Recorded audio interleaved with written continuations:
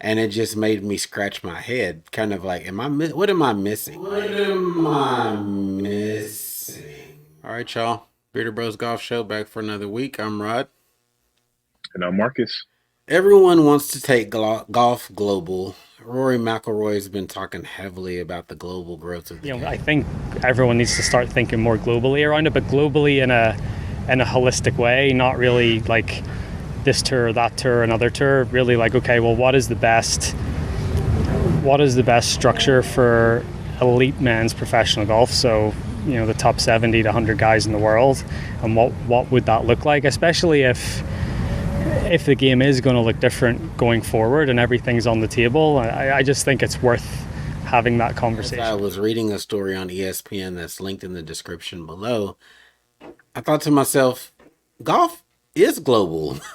What are we talking about? The DP World Tour exists and they play in Europe and they play in Australia.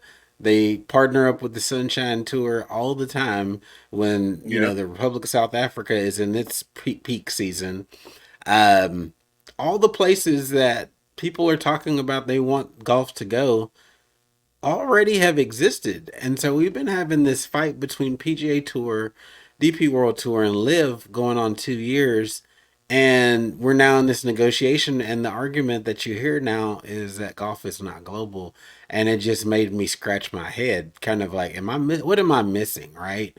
So when DP World Tour, said that they were going to partner up more closely with the PGA Tour, I don't know. Maybe this is just Jay Monahan fumbling the bag initially and saying, "Hey, we'll take this PIF money and satisfy everybody's desire for some DP World Tour purses to be bigger, and then we get everybody to kind of move over. Let's say we call a certain DP World Tour event a elevated event. Get some of our guys from the PGA Tour to go overseas for those. You still have the majors. I don't know if that at any point in time rung anybody's bell and said maybe that's the answer versus fighting this shit out over this long period of time. What do you think about that concept that golf has been global and it's been right in our face, and now this has become the main talking point? Yeah, I just think that again, I think it's a little bit drawn out of proportion because it is. I mean, literally, that's what we have the Olympics for. That's why we have all these partnerships amongst major touring events and touring establishments through golf and professional golf. So for them to say it's not global, it's funny, but maybe all they need to do is specify what they mean in saying that it's not global enough. But then again, we have to think about the geography of it all. Yeah, Um, it's let's seasonal to let's talk me about right. Let's talk about because Canada. Australia, this, yeah. It's the opposite side of the hemisphere. So when we're hot, they're cold. When we're cold, they're hot. So again, You some of talking this about stuff Canada just or doesn't. Australia? I'm piggybacking off of Australia, but Canada in Okay. general, there's snow on the ground 8 months out the year. You have a shortened golf season. So that's why we do the Canadian Open when we do it, when it's peak Canadian season. Now, if you want to add in another Canadian event, that's cool. I think we need to go to Mexico. I think we need to go to South America. Things like that. That's what globally growing the game means to me. We don't need to have a global tour where we're touching every continent and then it's only the same 80 players playing those events. We need to have these No. 150 player fields. We need to have cuts. We just need to make sure that every place that we feel like is a golf capital needs to have an event there. Now, Yeah. we've talked about this. We are spoiled as far as holiday golf goes when we get to watch Australian golf at our favorite time. That's Because just it's the it, though. summer. It's literally the Exactly. summer in January for them in December. If y'all want bigger fields and bigger backed prize pools, we're gonna have to get DP World Tour and PGA Tour events in there, or we're gonna have to get some more names like that to where it's more worthwhile.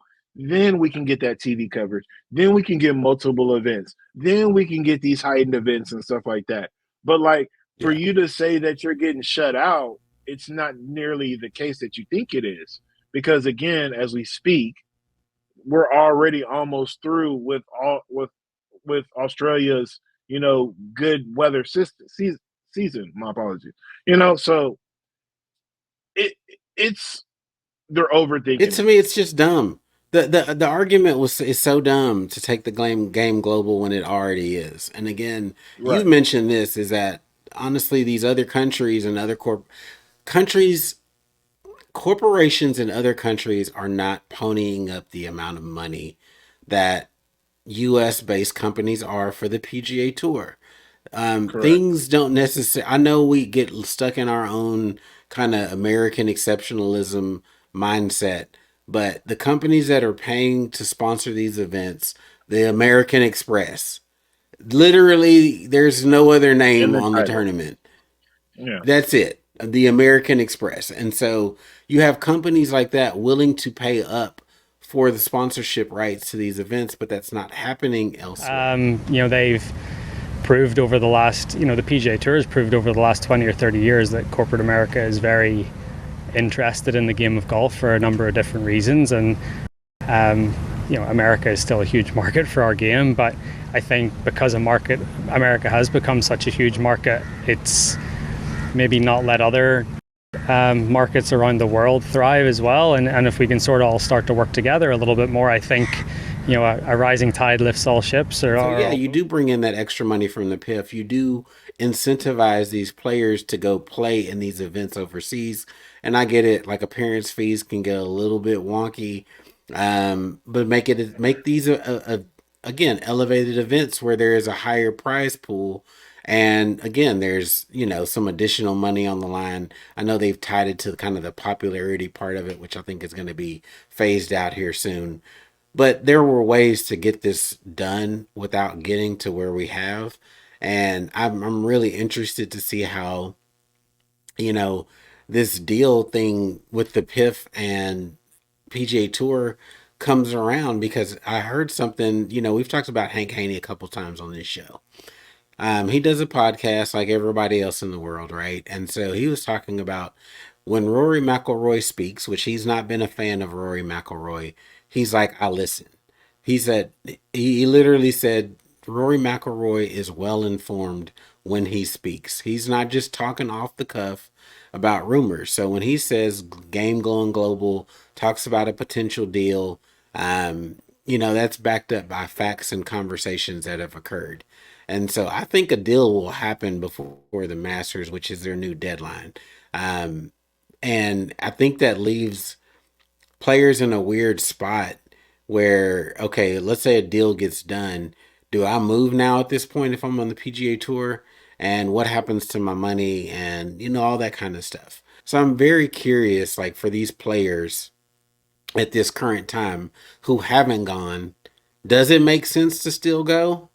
I don't know. It's in a weird purgatory state right now. I don't know. It just creates this Yeah. awkwardness. I don't know.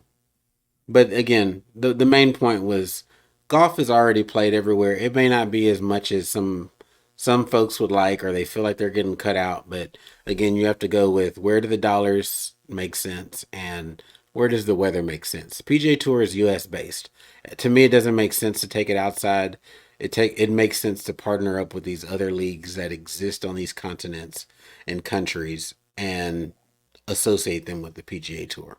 That's just my take on that. Okay, if you've got people or a sovereign wealth fund wanting to spend money in your sport, ultimately that's a good thing, but you just want to maybe get them to spend it the right way and to spend it on things that are important in the game. So instead of giving someone $100 million, why don't you put 50 million into a grassroots program for the RNA or the USGA so that you can actually help whenever they say growing the game, spending that money elsewhere to actually grow the game and not just try to buy talent, I think would be a way better way to spend that. Anything else you want to add to that before we get into the pitiful Dallas Cowboys season?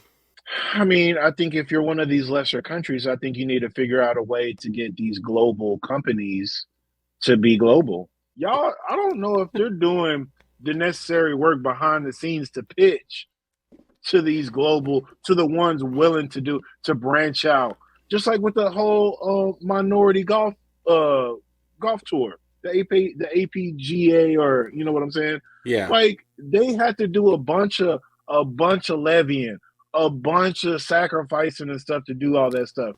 It So you takes work, telling right? me, right? So you telling me Venezuela, a country we've always had beef with, is just all of a sudden gonna be in the good graces, and we just gonna come over to Venezuela and have 154 player event with a cut, Because of golf. right? With a $10 million prize, with that much money on the line, just all of a sudden. Yeah. No, we gotta have some Yeah. diplomacy. We gotta have some homies Yeah. out there. We don't have that. Yeah. Yeah, there's all kinds of global politics and things that come into play when you're thinking about golf being played all around the world. You're just not going to have, it's the reason there's only a handful of events that happen in China, right? We don't have the greatest relationship with China. So you're not going to get a bunch 100%. like 20 of the best stars from the PGA Tour to go over there for several reasons, right? So I think that's very valid, and that you just can't travel everywhere. It's just Right. not feasible. So As much as we would like anyhow, it to be that way, everything isn't going to be that way. There is money and politics tied to everything, unfortunately, whether you like it, whether I like it, whether anybody cares or likes it. And that's just what it is. So, again, those are just things that you have to calculate in your arguments, in your debates, whenever you have gone through a thought process of why is something not here. It's either politics, it's either money, or racism. There is three defined reasons right you, then and there. you get a lot of stuff out of this channel, y'all. A little business knowledge, a little technical golf knowledge, a little BS in here and there. You're in a well-rounded environment. So, uh, Absolutely. hit that subscribe button, hit that membership button. We got you covered on all things golf.